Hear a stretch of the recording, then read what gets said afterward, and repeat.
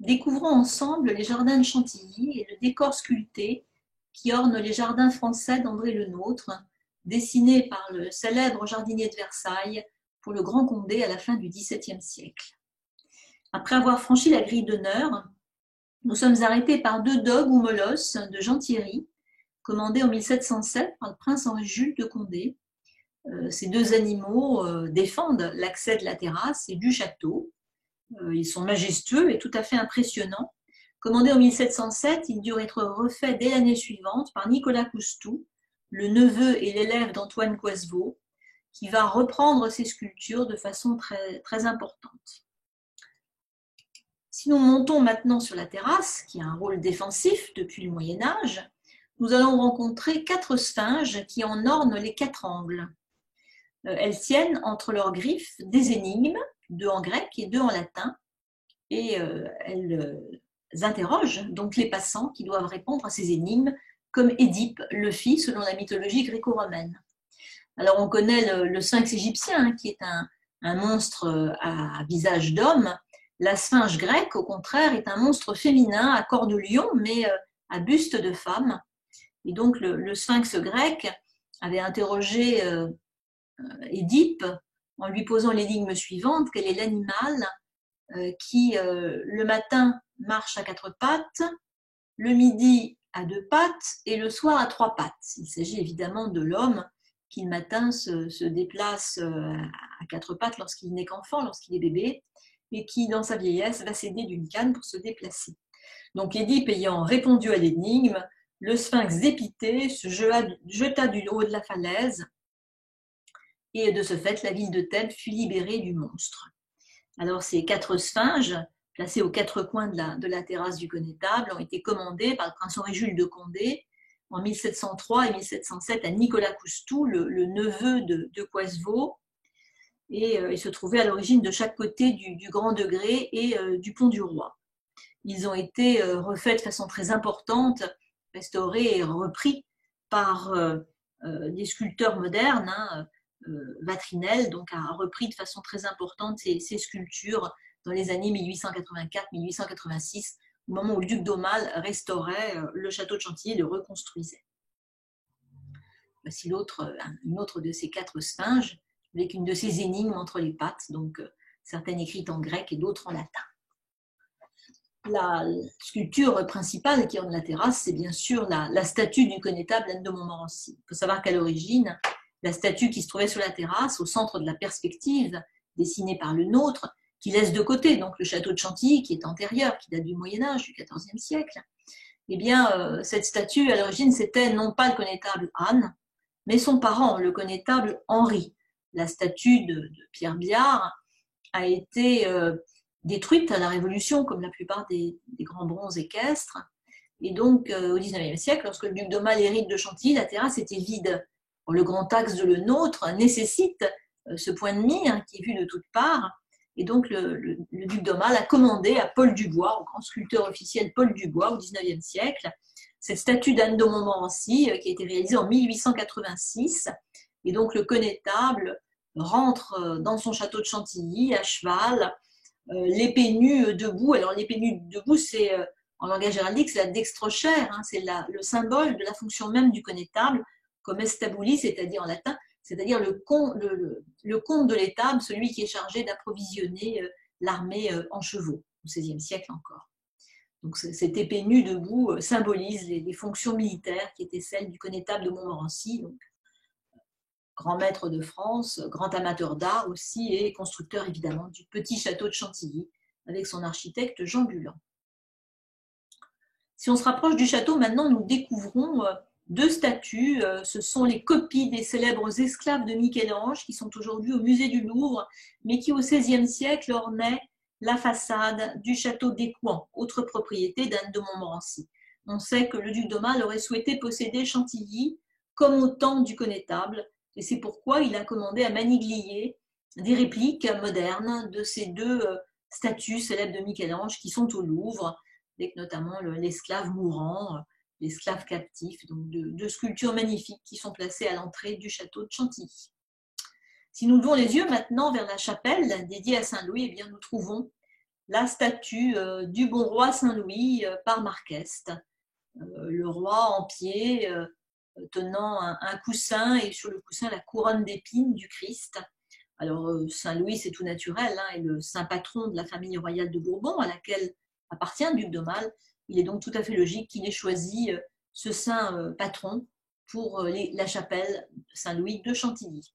Il faut savoir que cette sculpture de Marqueste, a un double.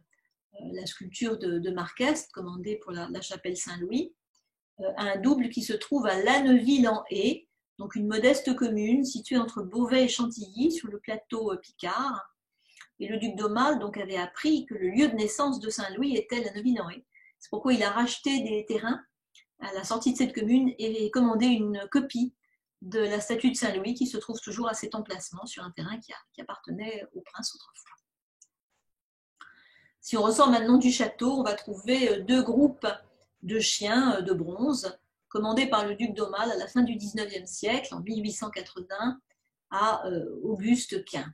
Grand sculpteur animalier, gendre du sculpteur animalier Maine, Quint va concevoir pour le duc d'Aumale deux groupes sculptés absolument magnifiques, d'une vérité et d'une vivacité étonnante.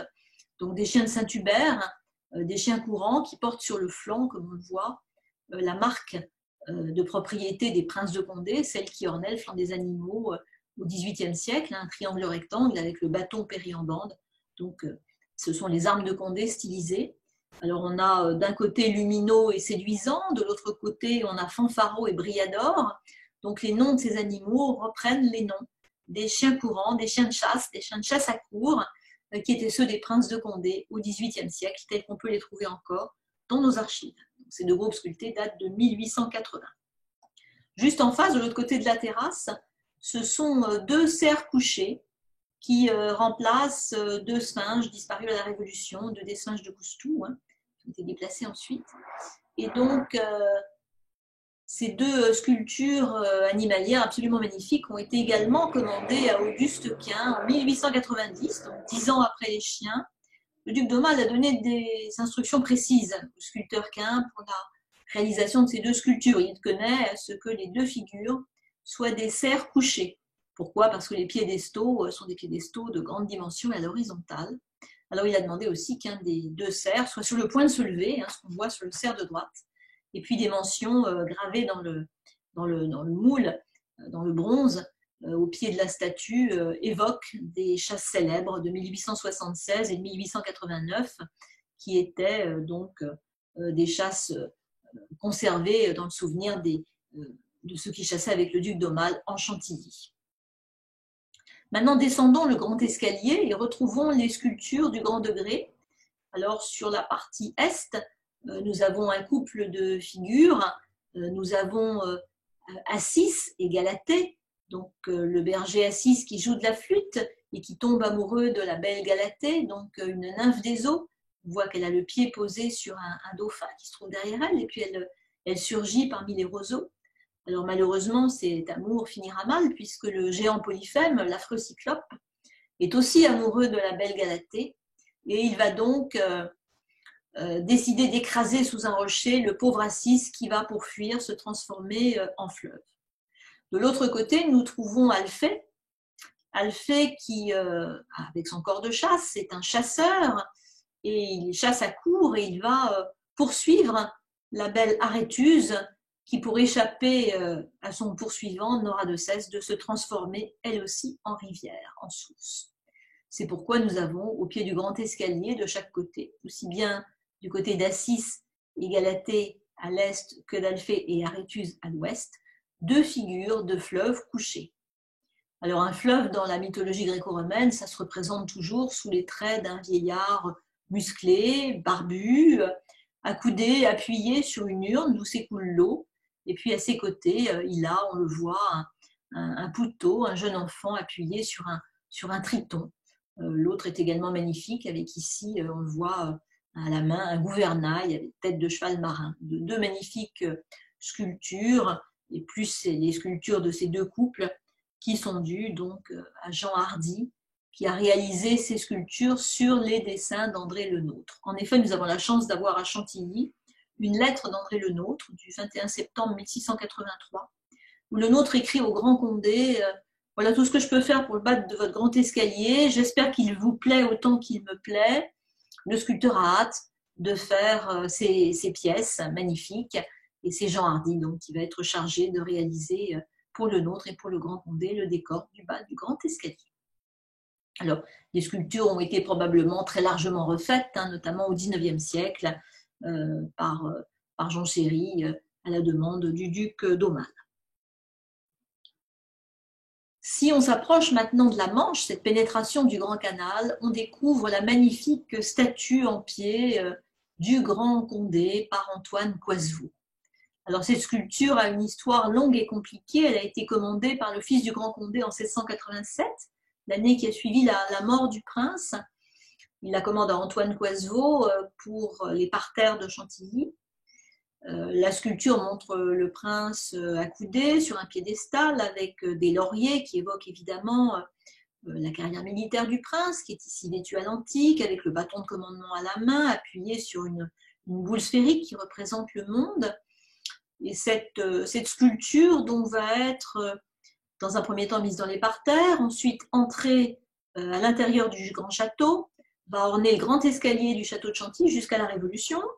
La statue sera confisquée à la Révolution, mais dès le 10 août 92, dès le 16 août 92, elle sera brisée par les patriotes révolutionnaires et la statue disparaîtra à la Révolution française. On la recouvrera en 1814.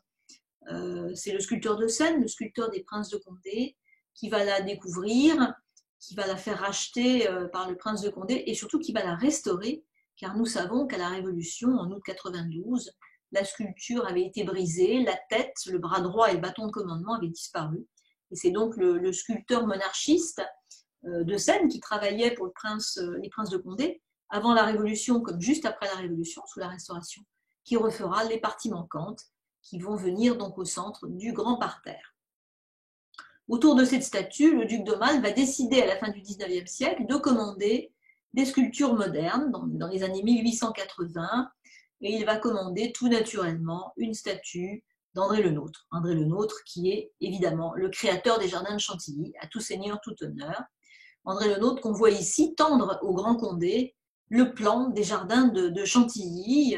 Alors on sait que le Grand Condé a commandé ces jardins et que Le Nôtre était particulièrement satisfait de la réalisation qu'il avait menée à bien entre 1662 et les années 1680. À la fin de sa vie, Le Nôtre a en effet écrit au comte de Portland, l'ambassadeur du roi d'Angleterre en France, qui venait voir les plus beaux jardins français. Souvenez-vous de tous les beaux jardins en France, Versailles, Fontainebleau, Saint-Germain et surtout Chantilly. En effet, Le Nôtre était particulièrement satisfait de sa réussite, peut-être en raison de la difficulté qu'il a eue à mettre en place ces jardins dans un site difficile. Là où est en effet installée la statue de Le Nôtre, eh bien, se trouvait le lit originel de la Nonette, cet affluent de l'Oise que Le Nôtre a canalisé pour en faire le Grand Canal. Il a donc repoussé le lit principal de la Nonette au niveau de ce qui est aujourd'hui notre Grand Canal, donc plusieurs centaines de mètres plus loin. Alors de l'autre côté, en pendant de Le Nôtre, on trouve cette magnifique statue qui représente Jean-Baptiste Poquelin, c'est-à-dire Molière, le célèbre dramaturge, écrivain qui était soutenu par le Grand Condé. On sait que Condé a soutenu entre autres Molière lors de la querelle du Tartuffe. Alors les deux statues de Le Nôtre et Molière sont dues à Tony Noël, un statuaire officiel qui a touché en 1882 la somme énorme de 23 000 francs pour réaliser ces deux paires de statues qui sont sur des piédestaux anciens. C'est évidemment quelque chose de très accompli, très soigneux. Tony Noël va s'inspirer de peintures anciennes montrant les traits de Molière, qui est ici représenté en train d'écrire une de ses pièces, pourquoi pas peut-être Tartuffe ou une des comédies qu'il jouait pour le roi ou pour Condé. Ici la statue sous un autre angle, la plume à la main avec donc différents livres répartis à ses pieds.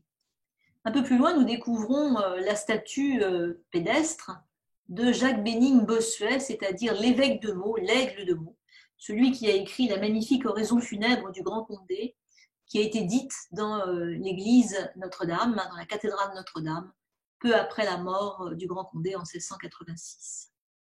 Alors Bossuet, c'est lui qui a, on le voit ici en pied avec son chapeau, un banc derrière lui, un livre, c'est lui qui a conseillé, qui a recommandé La Bruyère, hein, l'écrivain classique français Jean de La Bruyère au Grand Condé, pour devenir le précepteur, on dirait aujourd'hui le professeur de philosophie, de son petit-fils, le duc de Bourbon, futur prince Louis III de Bourbon-Condé. Alors La Bruyère donc hantait les allées des philosophes, hein, ces deux allées qu'on voit à l'arrière-plan de la statue, et qui conservent le souvenir des écrivains classiques français. Alors on a donc Bossuet, La Bruyère, Molière, mais on peut évoquer aussi Jean Racine, ou encore Madame de Lafayette, qui disait de Chantilly, de tous les lieux que le soleil éclaire, il n'y en a point un pareil à celui-là, décrivant Chantilly, ou encore Madame de Sévigné, qui en 1671 nous a décrit la fin funeste du pauvre Vatel, le maître d'hôtel du Grand Condé, qui s'est suicidé parce que la marée n'arrivait pas pour servir la table du roi Louis XIV et de ses invités. Donc c'est La Bruyère qui a réalisé, qui a écrit à Chantilly, entre autres, les caractères, une de ses pages fameuses, donc célèbre bien sûr le Grand Condé, son maître, qui l'a accueilli à Chantilly à partir de 1684. Revenons maintenant à la statuaire officielle du XIXe siècle et découvrons la sculpture superbe de Proserpine, Perséphone, cette divinité de la mythologie gréco-romaine, ici représentée en train de cueillir des fleurs sur le parterre nord. Elle est en effet la fille de la déesse des moissons, Déméter, et donc cette statue superbe a été commandée par le duc d'Aumale à Henri Chaput, grand statuaire officiel, grand sculpteur, membre de l'Institut bien sûr, mais également ancien élève de l'Académie de France à Rome, de la Villa Médicis, où il a d'ailleurs côtoyé Honoré Daumet, qui était son ami et qui lui a valu ses commandes. Alors la statue de Proserpine est tout à fait magnifique, hein, elle se trouve à côté du bassin de la Gerbe, mais en fait il s'agit d'un groupe sculpté, car si nous regardons de l'autre côté, en pendant, nous trouvons par le même Chaput la statue de Pluton. Alors Pluton, c'est le dieu des enfers, hein, et ce dieu des enfers, eh bien, il est tombé amoureux de la magnifique Proserpine, qui cueille des fleurs à la surface terrestre, et donc il la guette, il est prêt à sauter sur elle. Là, c'est une variante des enlèvements baroques du Bernin, le célèbre enlèvement de Proserpine, bien sûr, de la Villa Borghese. Et Chaput propose une variante, hein, puisque là, les statues sont sur deux piédestaux différents, séparés de quelques dizaines de mètres, et on voit donc Pluton accroupi, prêt à sauter sur sa proie.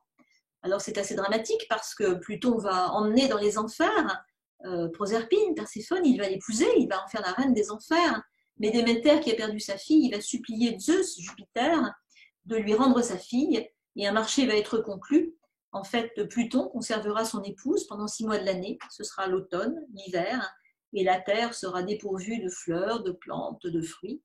Et puis, pendant la belle saison, eh bien, Proserpine, Perséphone, pourra remonter sur terre, rejoindre sa mère, et ce sera bien sûr une allégorie du printemps. Les fleurs et les fruits pousseront à nouveau sur la terre, Déméter, la mère de Proserpine, étant la déesse des moissons. Non loin de là, nous trouvons cette statue de Bacchus. Bacchus, donc jeune, représenté ici avec une chèvre qui grignote, une grappe de raisin qui est à ses côtés, et puis il tient à la main une coupe de vin, il a encore des raisins dans la chevelure. La sculpture est de Louis-Pierre de Sène, le sculpteur officiel du prince de Condé. Elle date de 1789, comme le pendant qui est Hébé. Hébé, c'est la déesse de la jeunesse, hein. C'est cette divinité gréco-romaine qui sert le nectar aux dieux. On voit à ses pieds donc un aigle, c'est l'aigle symbolisant Jupiter, bien sûr. Et avec son aiguière, elle va servir le nectar, le vin aux dieux, lors du banquet des dieux.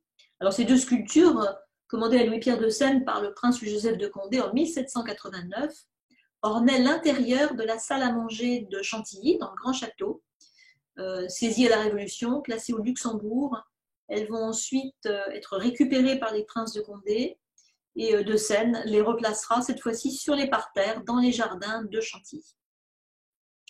Un peu plus loin, à l'extrémité des allées des philosophes, et non loin du Grand Canal, nous trouvons cette statue de Silène.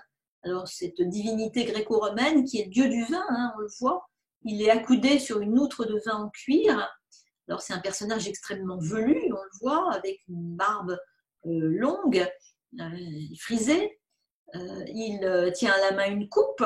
Il a aussi beaucoup de pilosité, on le voit sur les cuisses, sur les jambes. Et puis un visage très caractéristique avec un profil également assez étonnant. Donc cette statue en marbre de Carrare se trouvait au XVIIIe siècle et même dès le XVIIe siècle, non pas sur le parterre nord, mais en bas des petites cascades, en bas des deux rampes qui menaient jusqu'aux cascades de Beauvais, comme nous les appelons actuellement. Et en pendant se trouvait le Bacchus jeune, que nous trouvons aujourd'hui de l'autre côté du grand parterre, qui a donc toujours été son pendant depuis le XVIIe siècle, autre statue en marbre de Carrare, présentant donc Bacchus avec une peau de panthère sur le bras, et puis Bacchus, dont le visage magnifique est environné de raisins, Bacchus donc qui presse ses raisins dans sa coupe pour en tirer du vin. Et nous arrêtons là notre parcours dans les jardins français de Chantilly.